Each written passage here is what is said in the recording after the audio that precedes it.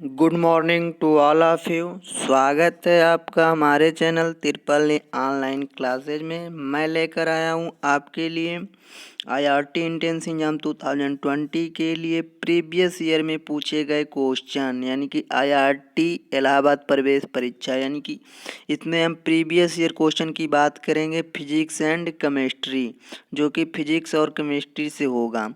Previous year में पूछे गए प्रश्न फिजिक्स एंड केमिस्ट्री का लेकर आया हूँ। केवल इसमें फिजिक्स केमिस्ट्री हम सॉल्व कराएंगे, अगले वीडियो में हम मैथ का सॉल्व करा देंगे। आइए देखते हैं, पहला क्वेश्चन आपका इसमें दिया है, वो दिया है वह नियम जिसके अनुसार यौगिक के अवयवी तत्व सदैव भार के अनुसार एक निश्चित अनुपात में होते हैं कहलाता है।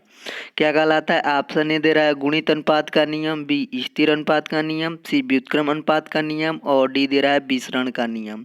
तो इसमें जो आपका राइट आंसर हो जाएगा वो हो जाएगा इसमें ऑप्शन नंबर बी स्थिर अनुपात का नियम। क्यों यही स्थिर अनुपात का नियम ही होगा? तो वो होगा आपका स्थिर अनुपात के नियम के अनुसार यौगिक के अवयवी तत्व सदैव भार के अनुसार एक निश्चित अनुपात में होते हैं। तो इसमें आपका जो राइट आंसर हो जाएगा वो हो जाएगा बी ऑप्शन स्थिर अनुपात का नियम। अगला क्वेश्चन आपका दे रहा है, वो दे रहा है गैस के विसरण गति होती है, गैस में विसरण गति होती है। ऑप्शन ए दे रहा है घनत्व के वर्गमूल के अनुक्रमानुपाती, बी दाब के अनुक्रमानुपाती, सी दे रहा है दाब के व्युत्क्रमानुपाती और डी दे रहा है आपका घनत्व के वर्गमूल के व्युत्क्रमानुपाती। तो इसमें जो आपका राइट आंसर होगा वो हो जाएगा इसमें ऑप्शन नंबर डी घनत्व के वर्गमूल के व्युत्क्रमानुपाती। क्या? क्योंकि गैस के विसरण गति घनत्व के वर्गमूल के व्युत्क्रमानुपाती होती है। इसमें ऑप्शन नंबर डी हो जाएगा। इस क्वेश्चन को मैं फिर से रिपीट कर दे रहा हूँ। क्वेश्चन आपका कह रहा था, वो कह रहा था गैस में विसरण गति होती है, तो गैस में जो विसरण गति होती है वो होती है घनत्व के वर्गमूल के व्युत्क्रमानुपाती। इसमें ऑप्शन राइट हो जाएगा ऑप्शन नंबर डी। अगला क्वेश्चन कह रहा है आपका, वो कह रहा है चल कुंडली धारा मापी में विक्षेप होता है।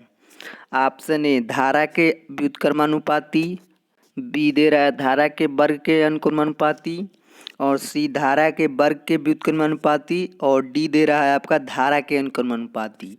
तो इसमें जो आपका राइट आंसर हो जाएगा वो हो जाएगा इसमें ऑप्शन नंबर डी धारा के अनुक्रमानुपाती। क्या? क्योंकि चल कुंडली धारा मापी में विक्षेप धारा के अनुक्रमानुपाती हो जाएगा। तो इसमें ऑप्शन नंबर डी हो जाएगा। इस क्वेश्चन को मैं फिर से रिपीट कर दे रहा हूँ। क्वेश्चन कह रहा था आपका चल कुंडली धारा मापी में विक्षेप होता है, तो चल कुंडली धारा मापी में विक्षेप जो होता है वो धारा के अनुक्रमानुपाती होता है। इसमें ऑप्शन राइट हो जाएगा डी। अगला क्वेश्चन दे रहा है आपका एक अश्व शक्ति में वाट होते हैं, एक अश्व शक्ति में वाट होते हैं।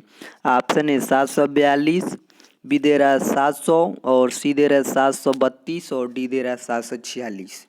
तो एक अश्व शक्ति में 746 वाट होते हैं, एक अश्व शक्ति में 746 वाट होते हैं। तो इसमें जो आपका राइट आंसर हो जाएगा option number D 746 watt.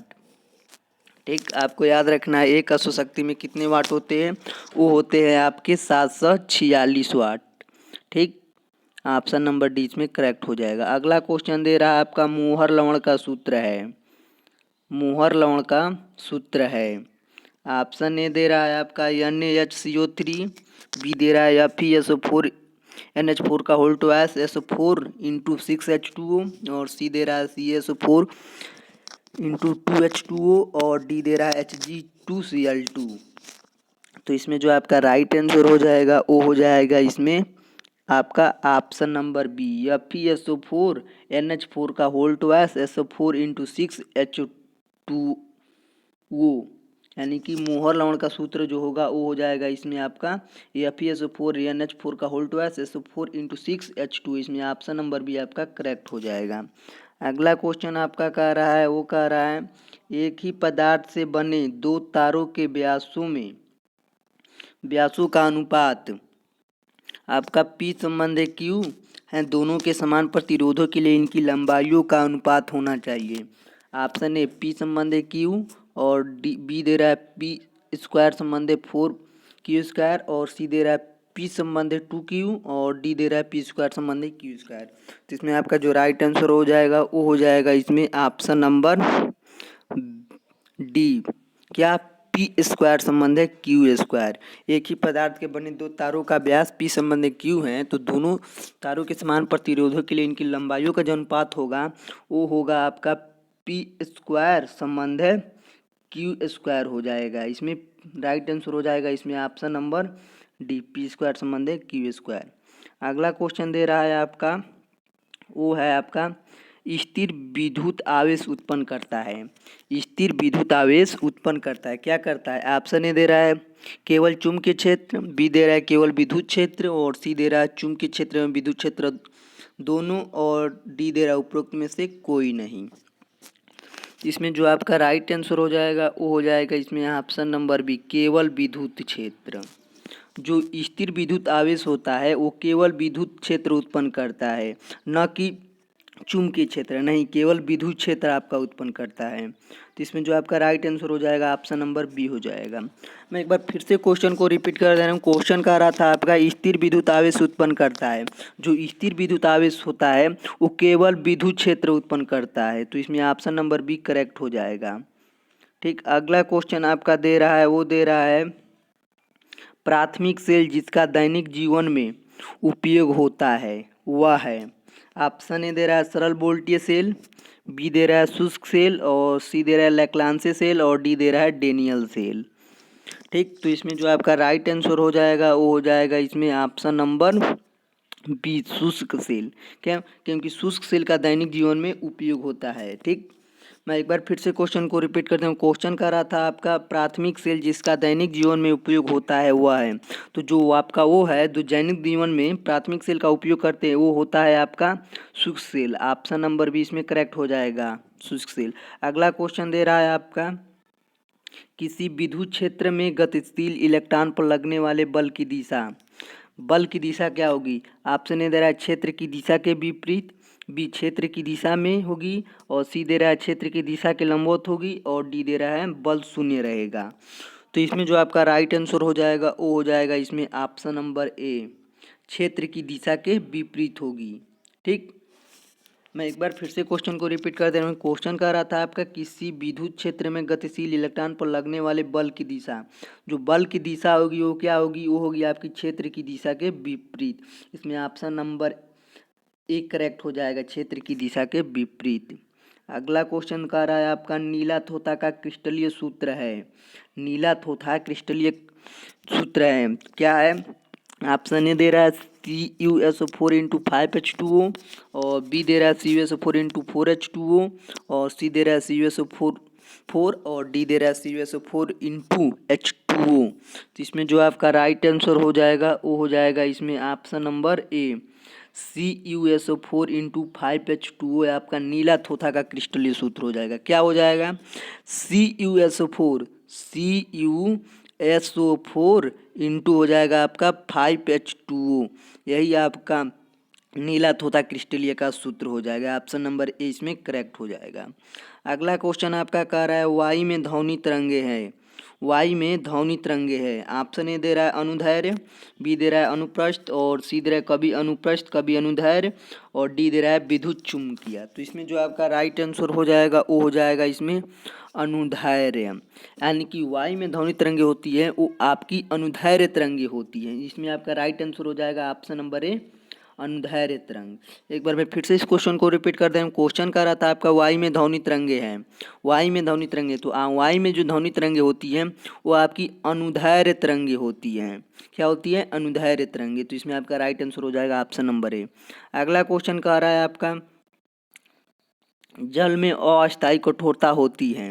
Option A दे रहा है कैल्शियम तथा मैग्नीशियम के कार्बोनेट के कारण, बी दे रहा है धातु के कारण, सी दे रहा है क्लोराइड लवण के कारण, और डी दे रहा है सल्फेट लवण के कारण।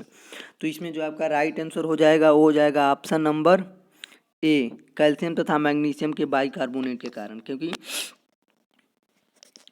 जल में अस्थायी कठोरता जो होती है वो हम कैल्शियम तथा मैग्नीशियम के बाइकार्बोनेट के कारण होती है। तो इसमें आपका राइट आंसर हो जाएगा ऑप्शन नंबर ए, इसमें करेक्ट हो जाएगा। अगला क्वेश्चन कह रहा है आपका निम्नलिखित जोड़ों में से किस जोड़े में कण समान पाई जाती हैं? कण समान किस में पाई जाती हैं? ऑप्शन ए दे रहा है आपका सोडियम तथा मैग्नीशियम, लिथियम तथा मैग्नीशियम, और सी दे रहा है लिथियम तथा सोडियम, और डी दे रहा है एल्युमिनियम तथा कार्बन। तो इसमें जो आपका हो जाएगा वो राइट आंसर हो जाएगा, वो हो जाएगा ऑप्शन नंबर बी, लिथियम तथा मैग्नीशियम में कण संबंध पाया जाता है। लिथियम तथा मैग्नीशियम में कण संबंध पाया जाता है।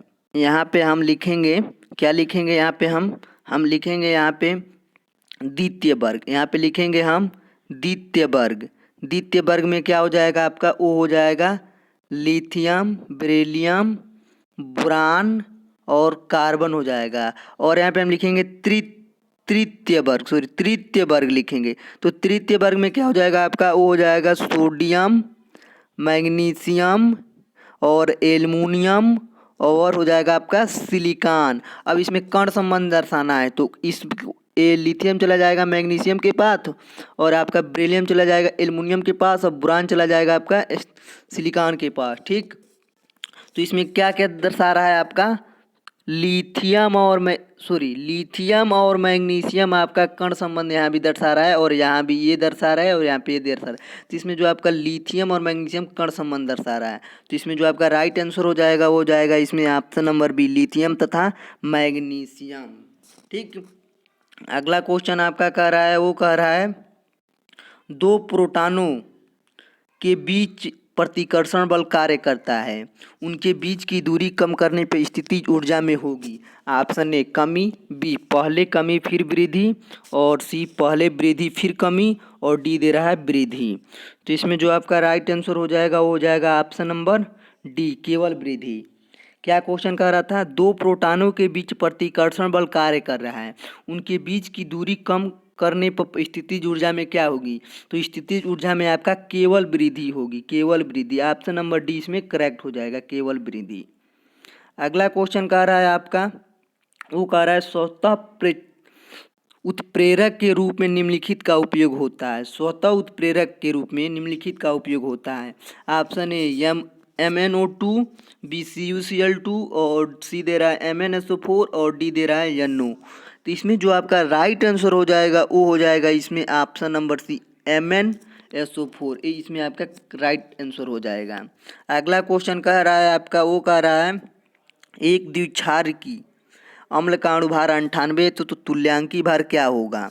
एक द्विक्षारकी अम्ल का अणुभार है वो 98 है, तो तुल्यांकी भार क्या होगा। तो आप लोग जानते होंगे एक फार्मूला होता है, अणुभार बराबर 2 गुणित तुल्यांकी भार।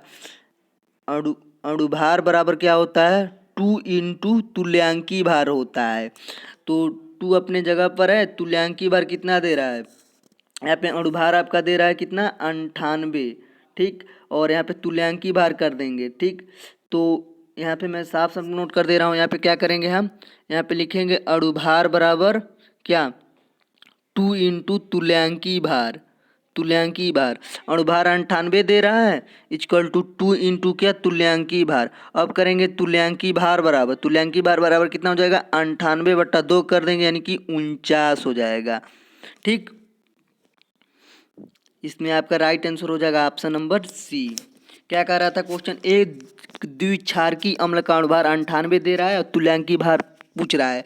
तो फार्मूला होता है अणुभार बराबर 2 इंटू तुल्यांकी भार। अणुभार कितना दे रहा है, और इसमें हम क्वेश्चन में रिपीट, इसमें फार्मूले में हम पुट डाउन कर देंगे। क्या अणुभार दे रहा है आपका 98, और 2 इंटू तुल्यांकी भार अपने जगह पर हो जाएगा, फिर कर देंगे हम तुल्यांकी भार बराबर कितना, 98/2, यानी कि 49 हो जाएगा आपका। इसमें आपका राइट आंसर हो जाएगा ऑप्शन नंबर सी, 49। अगला क्वेश्चन कह रहा है आपका, वो कह रहा है किसी पदार्थ के 1 ग्राम अणुभार में उपस्थित अणुओं की संख्या होती है, कितनी होती है। ऑप्शन दे रहा है आपका 6.02 इंटू 10⁻23, और बी दे रहा है 22,400, और डी सी दे रहा है 1, और डी दे रहा है 100। तो इसमें जो आपका राइट आंसर हो जाएगा वो हो जाएगा इसमें ऑप्शन नंबर ए, 6.02 इंटू 10⁻23। क्या इस क्वेश्चन को मैं फिर से रिपीट, क्वेश्चन कह रहा था आपका किसी पदार्थ के 1 ग्राम अणु भार में उपस्थित अणुओं की संख्या होती है। तो किसी भी पदार्थ के 1 ग्राम अणु में जो उपस्थित अणुओं की संख्या होती है वो होती है आपका 6.02 02 इंटू 10⁻23। ऑप्शन नंबर ए इसमें करेक्ट हो जाएगा। अगला क्वेश्चन कह रहा है आपका, वो कह रहा है तत्व का परमाणु भार होगा, तत्व का परमाणु भार होगा। ऑप्शन ए समस्थानिकों के परमाणु भार का औसत, बी सबसे भारी समस्थानिक का परमाणु भार, और सी दे रहा है परमाणु क्रमांक औसत, और डी दे रहा है समस्थानिकों के परमाणु भार का योग। तो इसमें जो आपका राइट आंसर हो जाएगा वो हो जाएगा इसमें ऑप्शन नंबर सी, परमाणु क्रमांक औसत। क्या क्वेश्चन कह रहा था? क्वेश्चन कह रहा था आपका किसी तत्व का परमाणु भार होगा, तो किसी तत्व का परमाणु भार आपका परमाणु क्रमांक का क्या होगा? औसत होगा। इसमें आपका राइट आंसर हो जाएगा ऑप्शन नंबर सी, परमाणु क्रमांक औसत। अगला क्वेश्चन आपका कह रहा है यदि दो तरंगों की तीव्रताओं का अनुपात, यदि दो तरंगों की तीव्रताओं का अनुपात 1:16 है तो उनके आयामों का अनुपात होगा। तो एक फार्मूला होता है आपका, क्या वो होता है आपका आई समानुपाती ए स्क्वायर। ये आपका होता है इंटेंसिटी वेव, यानी कि तरंगति। जो आपका ये फार्मूला होता है आई इस समानुपाती ए स्क्वायर, ये होता है तरंग की ऊर्जा अथवा तीव्रता का। ये आपका तरंग की ऊर्जा अथवा तीव्रता का आपका ये फार्मूला होता है, क्या? आई समानुपाती ए स्क्वायर होता है। तो क्या करेंगे हम इसमें, हम करेंगे आई अनुक्रमानुपाती ए स्क्वायर कर देंगे। फिर क्या करेंगे हम I1 अपान I2 कर देंगे, इक्वल टू क्या कर देंगे A1 का स्क्वायर अपान A2 का स्क्वायर कर देंगे। ठीक, I1 और I2 दिया है आपका तीव्रताओं का अनुपात, ये आपका I1 दिया है आपका 1 और I2 आपका दिया है कितना 16। इस और क्या पूछ रहा है आपका A1 और A2 आपका पूछ रहा है। तो इसमें क्या करेंगे हम, इसमें करेंगे हम I1 अपान I2 कर देंगे, इक्वल टू A1 का स्क्वायर अपान A2 का स्क्वायर कर देंगे। तो I1 और I2 1/16 हो जाएगा, रूट में चला जाएगा, और A1 अपान A2 हो जाएगा। ए स्क्वायर हटाएंगे तो इधर रूट लग जाएगा, तो ये हो जाएगा आपका कितना A1 अपान रूट 16 है, तो इसको करेंगे तो क्या हो जाएगा 1/4 हो जाएगा। ठीक, तो A1 संबंधे A2 इक्वल टू कितना हो जाएगा 1 संबंधे 4 हो जाएगा। A1 संबंधे A2 आपका हो जाएगा 1 संबंधे 4। यही आपका राइट आंसर हो जाएगा 1 संबंधे 4। आइए ऑप्शन में चेक करते हैं कहाँ दिया है। ऑप्शन नंबर सी दे रहा है, ये संबंधे 4 है, ये आपका राइट आंसर हो जाएगा। क्वेश्चन क्या कह रहा था, क्वेश्चन को मैं फिर से रिपीट कर दे रहा हूँ। क्वेश्चन कह रहा था आपका यदि दो तरंगों की तीव्रताओं का अनुपात 1:16 है तो उनके आयामों का अनुपात होगा। तो उनके आयामों का अनुपात क्या होगा 1:4 होगा। क्यों? क्योंकि तरंग की तीव्रता यानी कि तरंग की ऊर्जा और तीव्रता का जो फार्मूला होता है वो होता है आई समानुपाती ए स्क्वायर होता है। तो इसको I1 और I2 करेंगे इक्वल टू A1 का स्क्वायर अपान A2 का स्क्वायर कर देंगे, पुट कर देंगे। I1 और I2 दिया एक संबंधे 16, तो A1 अपान 16 हो जाएगा, रूट में हो जाएगा, और इधर हो जाएगा A1 अपान A2, इसको करेंगे 1 संबंधे 4 हो जाएगा। ठीक, तो इसमें जो आपका राइट आंसर हो जाएगा ऑप्शन नंबर सी हो जाएगा 1 संबंधे 4। अगला क्वेश्चन कह रहा है आपका हंसाने वाली गैस का सूत्र है। तो हंसाने वाली गैस का सूत्र क्या है? ऑप्शन ए दे रहा है NCl3, बी दे रहा है N2O, और सी दे रहा है NO2, और डी दे रहा है COCl2। तो जो N2O जो होता है, इसमें N2O नाइट्रस ऑक्साइड हंसाने वाली गैस है। क्या? N2O, option number B N2O जो होता है, इसका जो नाम होता है वो होता है नाइट्रस ऑक्साइड। ये होता है आपके हंसाने वाली गैस, नाइट्रस ऑक्साइड। इसमें जो आपका राइट आंसर हो जाएगा ऑप्शन नंबर बी N2O। मैं एक बार फिर से क्वेश्चन को रिपीट कर दे रहा हूँ। क्वेश्चन का रहा था आपका हंसाने वाली गैस का सूत्र है। हंसाने वाली गैस का जो सूत्र होता है वो होता है आपका N2O, यानी कि नाइट्रस ऑक्साइड। नाइट्रस ऑक्साइड जो होता है वो होता है आपका हंसाने वाली गैस। इसमें राइट आंसर हो जाएगा ऑप्शन नंबर बी। अगला क्वेश्चन दे रहा है आपका, वो दे रहा है अम्लराज तैयार करने के लिए सांद्र हाइड्रोक्लोरिक अम्ल तथा सांद्र नाइट्रिक अम्ल का अनुपात होता है। ऑप्शन ए दे रहा है 3 संबंधे 1, ऑप्शन दे रहा है 2 संबंधे 3, और सी दे रहा है 3 संबंधे 4, और डी दे रहा है 1 संबंधे 2। तो इसमें जो आपका राइट आंसर होगा वो हो जाएगा इसमें ऑप्शन नंबर ए 3 संबंध है। क्या?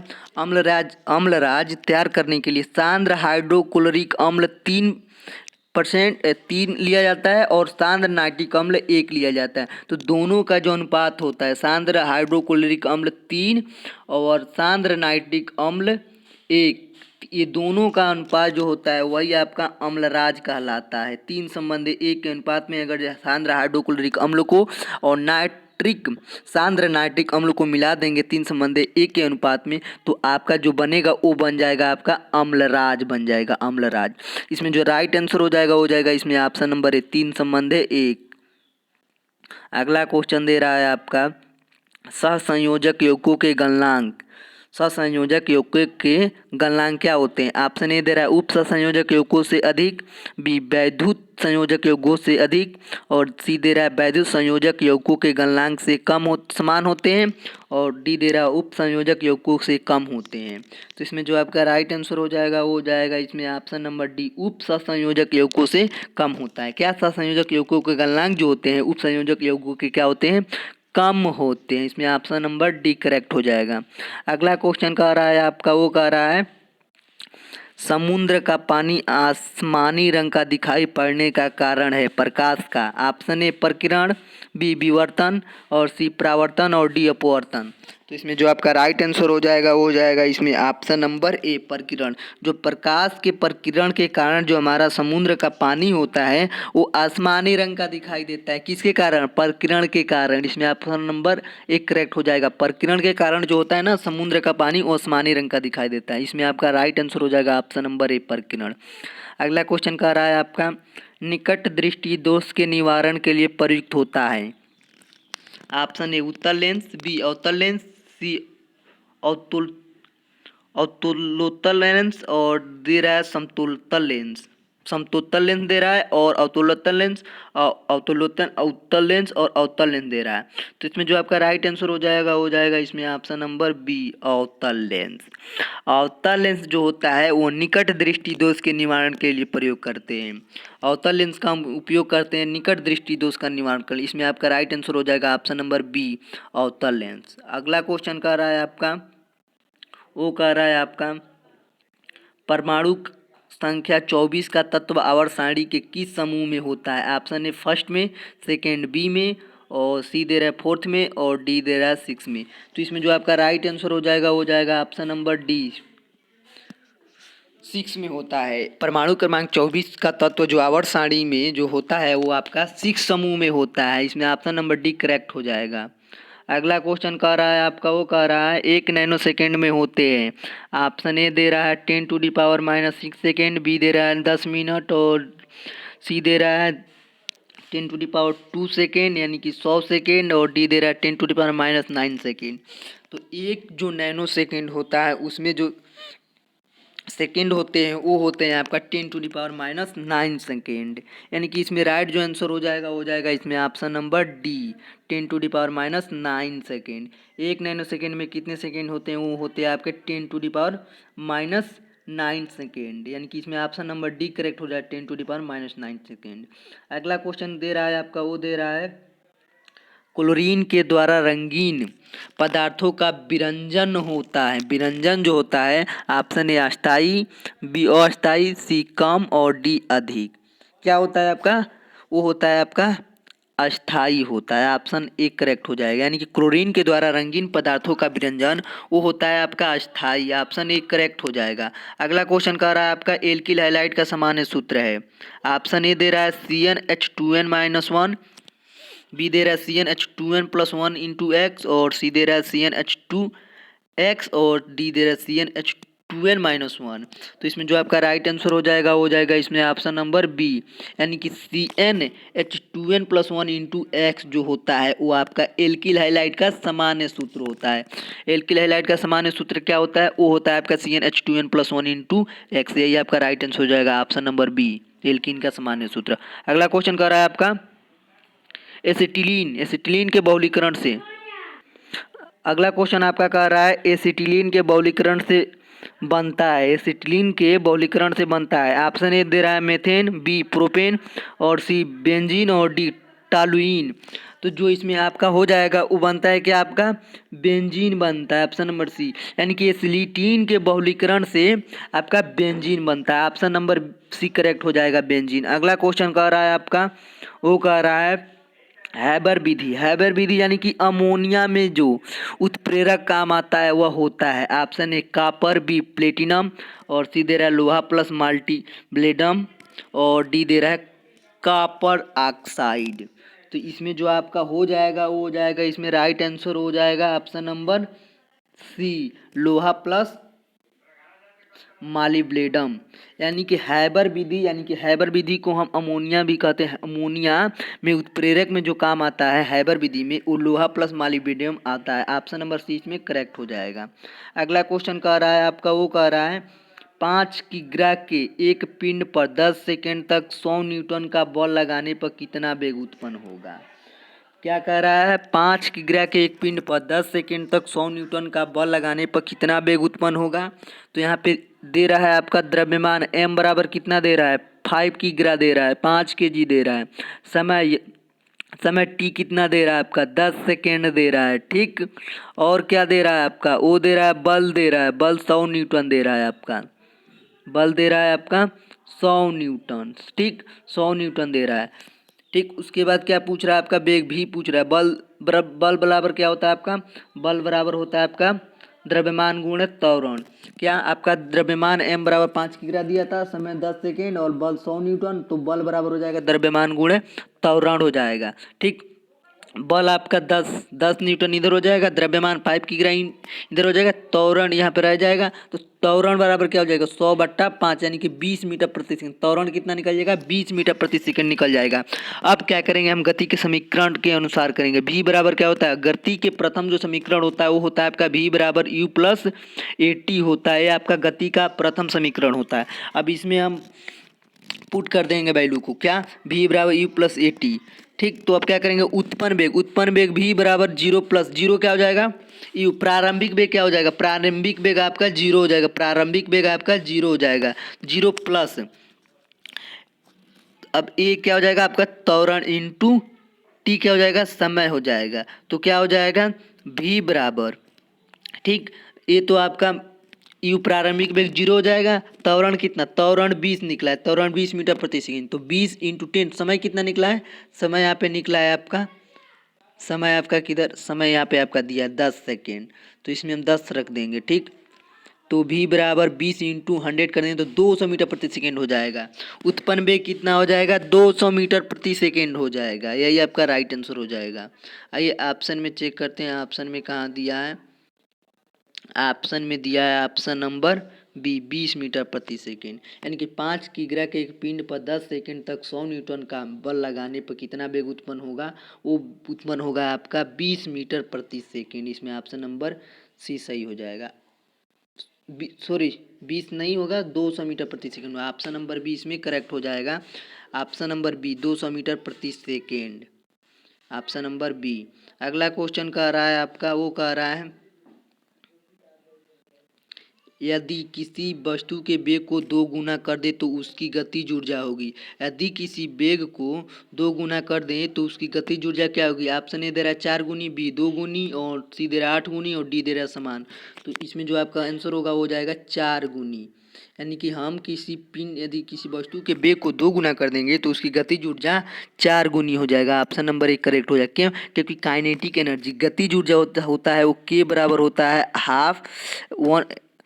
हाफ m इंटू V1 भी होता है, ठीक। तो इसको करेंगे K1 बराबर m इंटू V1 का स्क्वायर कर देंगे, और वेग 2 गुना करना पर क्या कर रहा है, वेग को 2 गुना करने पर, तो K2 इसको करेंगे, K2 इक्वल टू क्या हो जाएगा, m इंटू वेग को 2 गुना, वेग को क्या कर रहा है 2 गुना करने पर, वेग को 2 गुना कर रहा है, तो m इंटू 2 V1 का स्क्वायर हो जाएगा। तो क्या हो जाएगा, K1 अपन इसको समीकरण 1 और इसको समीकरण 1 मान लेंगे, इसको समीकरण 2 मान लेंगे, तो समीकरण 1 और 2 से क्या करेंगे, भाग कर देंगे, तो K1/K2 हो जाएगा, K1/K2 हो जाएगा। तो क्या हो जाएगा, m इंटू आपका क्या हो जाएगा, V1 का स्क्वायर हो जाएगा अपॉन 4, यानी कि m इंटू 2v1 का स्क्वायर है ना, तो इसको करेंगे जब गुणा तो इसका स्क्वायर करेंगे तो 4 हो जाएगा। 4 इंटू m इंटू v1 का स्क्वायर का ये आपका कट जाएगा, ये आपका पूरा कट जाएगा। तो क्या बच जाएगा आपका, वो बच जाएगा 1/4 बच जाएगा, 1/4 बच जाएगा। यानी कि k1 संबंध है k2 इक्वल टू 1 संबंध है 4 आपका बच जाएगा। तो फिर क्या करेंगे हम, k2 इक्वल टू क्या हो जाएगा, 4 इंटू k1 हो जाएगी, यानी कि 4 गुनी हो जाएगी। ठीक, यानी कि आपका क्या, यदि किसी बेग वस्तु के बेग को 2 गुना कर देंगे तो उसकी गतिज ऊर्जा जो होगी वो हो जाएगी आपका 4 गुनी। ऑप्शन नंबर 1 करेक्ट हो जाएगा। अगला क्वेश्चन कह रहा है आपका, वो कह रहा है आवर्त में बाएं से दाएं की ओर चलने पर तत्वों का परमाणु भार होता है। ऑप्शन ए बढ़ता है, सी घट समान रहता है, सी घटता जाता है और डी पहले घटता है फिर बढ़ता है। तो आपका जो होगा बाईं ओर से दाईं ओर चलने पर तत्व का परमाणु भार क्या हो जाएगा, बढ़ेगा। तो इसमें जो आपका राइट आंसर हो जाएगा वो जाएगा इसमें ऑप्शन नंबर 1 करेक्ट, बढ़ता है। जब हम बाईं ओर से दाईं ओर जाते हैं तो तत्व का परमाणु भार क्या होता है, बढ़ता है। ऑप्शन नंबर 1 इसमें करेक्ट हो जाएगा। अगला क्वेश्चन कह रहा है आपका, वो कह रहा है वायुमंडल में अधिक ऊंचाई जाने पर रक्त नलिकाएं फट जाती है, क्यों? क्योंकि ऑप्शन ए दे रहा है वायु दाब बढ़ जाता है, बी वायु भारी हो जाती है, बी सी दे रहा है रक्त पतला हो जाता है और डी वायु दाब कम हो जाता है। तो इसमें जो आपका राइट आंसर हो जाएगा वो जाएगा इसमें आपका ऑप्शन नंबर डी, वायु दाब कम हो जाता है। जब वायु दाब कम हो जाएगा तो वायुमंडल में ऊंचाई पर जाएंगे तो हमारी क्या होगा, रक्त नलिकाएं जो होती है वो फट जाती है। ऑप्शन नंबर डी करेक्ट हो जाएगा, वायु दाब कम हो जाता है। अगला क्वेश्चन दे रहा है आपका, वो दे रहा है दो समतल दर्पण 60 अंश के कोण पर झुके हैं तो उनके मध्य रखी वस्तु के प्रतिबिंबों की संख्या होगी। ऑप्शन ए 5, बी 6, सी 10 और डी 7। तो प्रतिबिंबों की संख्या का जो फार्मूला होता है वो होता है आपका n बराबर 360 बट्टा थीटा माइनस 1 होता है। ये आपका प्रतिबिंबों की संख्या का फार्मूला होता है। थीटा बराबर आपका क्वेश्चन में दे रहा है 60 दे रहा है थीटा बराबर, तो 360 बट्टा थीटा बराबर क्या कर देंगे, 60 कर देंगे माइनस 1 कर देंगे, 0 से 0 कर देंगे, 6 के 36 6 हो जाएगा, 6 में से 1 घटा देंगे 5 हो जाएगा। यानी कि आपका क्या होगा, जब दो समतल दर्पण 60 अंश के कोण पर झुके हैं तो उनके बीच प्रतिबिंबों की संख्या क्या हो जाएगी, ऑप्शन नंबर ए 5 हो जाएगी। क्या प्रतिबिंबों की संख्या n बराबर क्या हो, 360 बटा थीटा माइनस 1, 360 अपने जगह पर, थीटा बराबर 60 दे रहा है तो 60 नीचे आ जाएगा, माइनस 1 कर देंगे तो ये 0 से 0 कट जाएगा, 6 के 36 6 हो जाएगा, 6 माइनस 1 कर देंगे बराबर 5 हो जाएगा। यानी कि n बराबर 5 आ जाएगा, प्रतिबिंबों की संख्या 5 आ जाएगा। ठीक, इसमें राइट आंसर हो जाएगा ऑप्शन नंबर ए 5। अगला क्वेश्चन कह रहा है आपका, वो कह रहा है लकड़ी के एक बेलन का 3/4 भाग पानी के ऊपर आता है तो लकड़ी का घनत्व होगा। तो ऑप्शन ए दे रहा है 2/3, बी दे रहा है 3/2 और सी दे रहा है 1/4 और डी दे रहा है 1/2। तो इसमें जो आपका राइट आंसर हो जाएगा वो जाएगा ऑप्शन नंबर सी 1/4। यानी कि लकड़ी के एक बेलन का 3/4 भाग पानी के ऊपर आता है तो लकड़ी का घनत्व जो होगा वो 1/4 हो जाएगा। ऑप्शन नंबर सी इसमें करेक्ट हो जाएगा। अगला क्वेश्चन कह रहा है आपका, वो कह रहा है 22.4 लीटर सल्फर डाइऑक्साइड का एनटीपी पर भार होगा। ऑप्शन ए 16 ग्राम, बी 48 ग्राम, सी 32 ग्राम और डी 64 ग्राम। तो इसमें जो आपका राइट आंसर हो जाएगा वो जाएगा ऑप्शन नंबर सी 64 ग्राम। यानी कि 22.4 लीटर सल्फर डाइऑक्साइड का एनटीपी पर भार जो होगा वो हो जाएगा आपका 64 ग्राम होगा। ऑप्शन नंबर डी इसमें करेक्ट हो जाएगा। अगला क्वेश्चन कह रहा है आपका, वो कह रहा है सूर्य ग्रहण होता है जब ऑप्शन ए पृथ्वी सूर्य तथा चंद्रमा एक तल में हो, बी चंद्रमा सूर्य और पृथ्वी के बीच में आ जाता है और सी दे रहा है पृथ्वी सूर्य और चंद्रमा के बीच आ जाती है और डी चंद्रमा की गति में धीमी हो जाती है। तो इसमें जो आपका राइट आंसर हो जाएगा वो जाएगा इसमें ऑप्शन नंबर बी, यानी कि चंद्रमा सूर्य तथा पृथ्वी के बीच में आ जाता है। ऑप्शन नंबर इसमें बी करेक्ट हो जाएगा। क्या सूर्य ग्रहण जब होता है तो चंद्रमा सूर्य और पृथ्वी के बीच में आ जाता है तभी आपका सूर्य ग्रहण होता है। इसमें ऑप्शन नंबर बी करेक्ट हो जाएगा। अगला क्वेश्चन कह रहा है आपका, वो कह रहा है क्या दो वस्तुओं के बीच ऊष्मा का प्रवाह निर्भर करता है। ऑप्शन ए उनके तापांतर पर, बी उनकी मात्रा पर, और सी उनकी विशिष्ट ऊष्मा पर, और डी उनके आयतन पर। इस क्वेश्चन को मैंने पहले भी सॉल्व करा दिया, तो इस क्वेश्चन को मैं फिर से रिपीट कर दे रहा हूँ। क्वेश्चन का रहा था पर दो वस्तुओं के बीच ऊष्मा का प्रवाह निर्भर करता है। तो दो वस्तुओं के बीच जो ऊष्मा का प्रवाह निर्भर करता है उनके तापांतर पर निर्भर करता है। किस पर? तापांतर पर। इसमें राइट आंसर हो जाएगा ऑप्शन नंबर ए, उनके तापांतर पर। अगला क्वेश्चन कह रहा है आपका, वो कह रहा है रेखीय, क्षेत्रीय तथा आयतन प्रसार गुणांकों में आयतन होता है। ऑप्शन 1 संबंधित 2 संबंधित 3, बी 4 संबंधित 5 संबंधित 6, और सी 2 संबंधित 1 संबंधित 3, और डी दे रहा 3 संबंधित 1 संबंधित 2। तो इसमें जो आपका राइट आंसर हो जाएगा वो हो जाएगा क्षेत्रीय प्रसार। क्षेत्रीय प्रसार यानी कि अल्फा, संबंधित क्या कह रहा है? क्षेत्रीय प्रसार बीटा, और क्या कह रहा है? आयतन यानी कि गामा। तो ये जो इन तीनों का जो गुणों का अनुपात जो होता है वो होता है आपका 1 संबंधित 2 संबंधित 3 होता है। तो क्या हो जाएगा आपका? ऑप्शन नंबर ए करेक्ट हो जाएगा, ऑप्शन नंबर ए, यानी कि क्षेत्रीय, रेखीय और क्षेत्रीय और आयतन प्रसारों का गुणांक जो अनुपात होगा वो 1 संबंधित 2 संबंधित 3 हो जाएगा। इसमें ऑप्शन नंबर ए करेक्ट हो जाएगा। अगला क्वेश्चन कह रहा है आपका, वो कह रहा है ध्वनि ऊर्जा, ध्वनि ऊर्जा को विद्युत ऊर्जा में बदलता है। Option A loud speaker, B microphone, और सी दे रहा है ट्रांसफार्मर, और डी दे रहा है विद्युत मोटर। जो माइक्रोफोन होता है ना वो ध्वनि ऊर्जा को किसमें? विद्युत ऊर्जा में बदलता है। इसमें ऑप्शन नंबर बी करेक्ट हो जाएगा, माइक्रोफोन। यानी कि ध्वनि ऊर्जा को विद्युत ऊर्जा में कौन बदलता है? माइक्रोफोन जो होता है ध्वनि ऊर्जा को विद्युत ऊर्जा में बदलता है, microphone. Option number B correct हो जाएगा। अगला क्वेश्चन कह रहा है आपका, वो कह रहा है 180 मीटर ऊंची मीनार से एक पिंड स्वतंत्रता पूर्वक गिराया जाता है, उसको पृथ्वी पर पहुंचने में समय लगेगा, कितना लगेगा? वही पूछ रहा है। तो क्या हो जाएगा आपका? यहाँ पे आपका क्या दे रहा है? आपका दे रहा है, वो दे रहा है मीनार की ऊंचाई h बराबर कितना दे रहा है? 180 मीटर दे रहा है आपका, ठीक। और क्या दे रहा है आपका? गुरुत्वीय त्वरण जी स्मॉल, इसमें दे रहा है 10 मीटर प्रति सेकेंड स्क्वायर। तो आपका जी बराबर हो जाएगा 10 मीटर प्रति सेकेंड स्क्वायर हो जाएगा। अब क्या हम करेंगे? गति के द्वितीय समीकरण से, तो h बराबर क्या हो जाएगा आपका? हाफ जी टी स्क्वायर हो जाएगा। इसमें हम पुट डाउन कर देंगे तो क्या होगा? यहाँ पे हो जाएगा आपका, हो जाएगा आपका h बराबर 180 बराबर कर देंगे, क्या हो जाएगा? 1/2 हो जाएगा, इंटू जी कितना 10 दे रहा है, और t पूछ रहा है तो टी स्क्वायर अपने जगह पर कर देंगे। तो इसको काट कूट करेंगे क्या, तो ये हो जाएगा आपका, काट देंगे तो 2 5 10 हो जाएगा। इसको करेंगे तो हो जाएगा आपका 36, यानी कि टी स्क्वायर बराबर हो जाएगा आपका 36। तो टी बराबर हो जाएगा कितना आपका?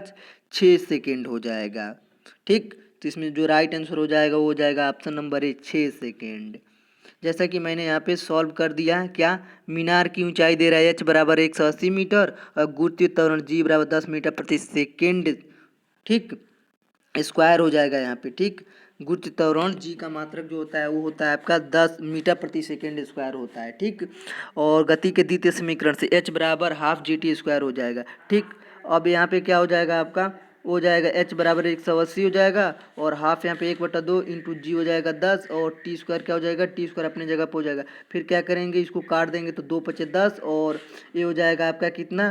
टी स्क्वायर अपने जगह पर, टी स्क्वायर बराबर कितना हो जाएगा आपका? 36। तो टी बराबर हो जाएगा आपका 6 सेकेंड हो जाएगा, यानी कि ऑप्शन नंबर ए इसमें करेक्ट हो जाएगा, 6 सेकेंड। अगला क्वेश्चन आपका कह रहा है, वो कह रहा है क्या?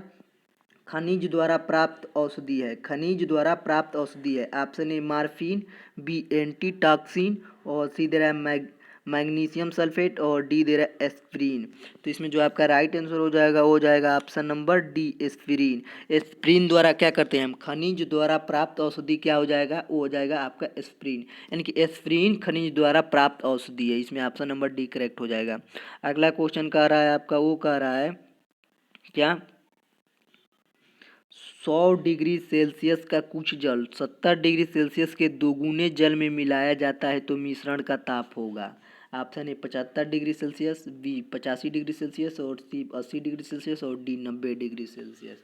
तो इसको हम क्या करेंगे, सबसे पहले करेंगे हम कैलोरीमिति का सिद्धांत लगाएंगे। कैलोरीमिति का सिद्धांत क्या होता है, दी गई ऊष्मा बराबर ली गई ऊष्मा। तो हम क्या करेंगे, कैलोरीमिति का सिद्धांत लगाएंगे। क्या, उसका जो फार्मूला होता है वो होता है M1S1 इंटू होता है T1 माइनस टी, ठीक, इजकल टू हो जाएगा M2 into H2 into T minus T2 होता है, आपका कैलोरीमिति का सिद्धांत का फार्मूला होता है। ठीक, तो यहाँ पे हम क्या करेंगे, M1 into S1 into T1 minus T बराबर M2 into H2 into T minus T2, ये आपका कैलोरीमिति का सिद्धांत का फार्मूला है। अब क्या करेंगे, T1 बराबर 100 डिग्री सेल्सियस, T2 बराबर 70 डिग्री सेल्सियस दे रहा है क्वेश्चन है आपका। क्या, T1 दे रहा है 100 डिग्री और T2 दे रहा है आपका 70 डिग्री। ठीक, तो यहाँ पे क्या करेंगे, अब हम करेंगे H1 बराबर H2, ठीक, S बराबर S1 into equal to H2 हो जाएगा, यानी कि विशिष्ट ऊष्मा। ठीक, अब M1 बराबर M और M2 बराबर 2M हो जाएगा। अब क्या करेंगे, प्रश्नानुसार M into S into 100 minus T equal to 2M into S into T minus 70 हो जाएगा। ठीक, अब क्या हो जाएगा, ये हो जाएगा 100 minus T equal to 2T minus 140 हो जाएगा। तो ये हो जाएगा आपका एक 2T और एक टी, 3T बराबर कितना हो जाएगा 140 और 100 हो जाएगा 240, टी बराबर हो जाएगा 80 डिग्री सेल्सियस। यही आपका राइट आंसर हो जाएगा, ऑप्शन नंबर सी इसमें करेक्ट हो जाएगा 80 डिग्री सेल्सियस।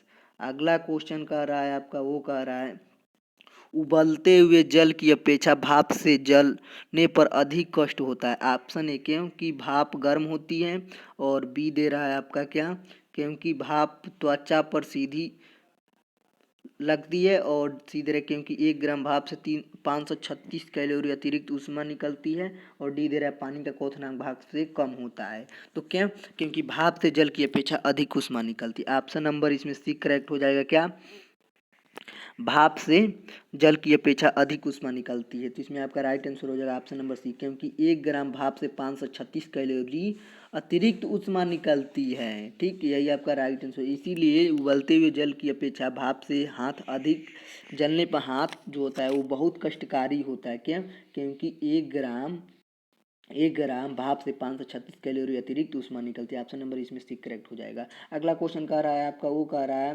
-40 डिग्री सेल्सियस का -40 डिग्री फ़ारेनहाइट का तापमान डिग्री सेल्सियस में होगा। तो सूत्र होता है क्या, C/5 equal to F minus 32/9 होता है एक फार्मूला। ठीक, तो इसमें हम क्या करेंगे, पुट कर देंगे C/5, F कितना दे रहा है -40 डिग्री फ़ारेनहाइट, तो -40 माइनस 32/9 बराबर क्या हो जाएगा, ये -40 माइनस 32 -72/9 हो जाएगा।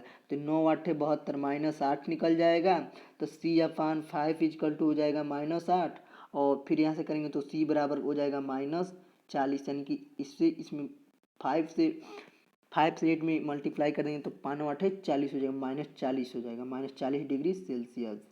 ठीक, ऑप्शन में चेक करते, ऑप्शन इसमें सी करेक्ट हो जाएगा, यानी कि -40 डिग्री फ़ारेनहाइट का मान डिग्री सेल्सियस में जो होगा वो हो जाएगा -40 डिग्री सेल्सियस बराबर हो जाए, फ़ारेनहाइट और सेल्सियस का मान बराबर हो जाएगा -40 डिग्री सेल्सियस। अगला क्वेश्चन कह रहा है आपका, वो कह रहा है निम्नलिखित में से किसकी भेदन क्षमता अधिक होती है। ऑप्शन ए दे रहा है आपका एक्स गामा किरण की, बी बीटा किरण की, सी गामा किरण की, डी इसमें से कोई नहीं।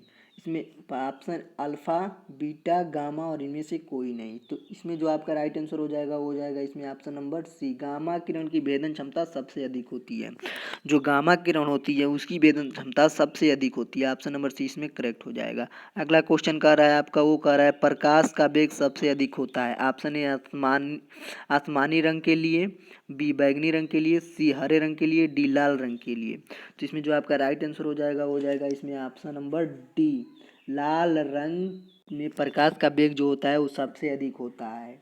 लाल रंग में प्रकाश का वेग सबसे अधिक होता है। तो इसमें आपका राइट आंसर हो जाएगा ऑप्शन नंबर डी, यानी कि प्रकाश का वेग सबसे अधिक किसमें होता है, लाल रंग में सबसे अधिक होता है, जिसमें आपका राइट आंसर आ जाएगा ऑप्शन नंबर डी।